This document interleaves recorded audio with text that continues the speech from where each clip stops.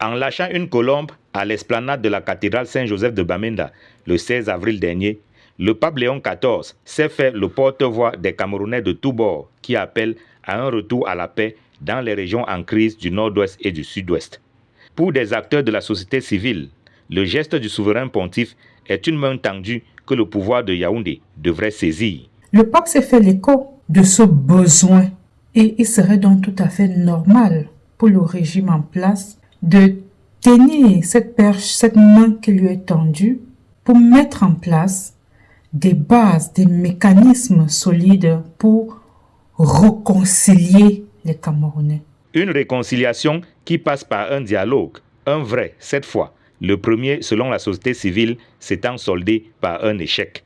Cet appel au dialogue, il y a eu un premier avec ses aspects négatifs. Il faut donc tirer les leçons de la première expérience pour faire de la deuxième expérience une expérience meilleure. Sur le terrain pourtant, les positions semblent tranchées. Autant les pouvoirs publics restent campés sur les recommandations du grand dialogue national, autant les groupes séparatistes ne donnent pas des signes de conciliation.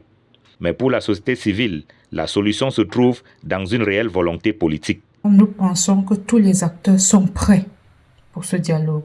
Ce qui manque, c'est actuellement la volonté politique.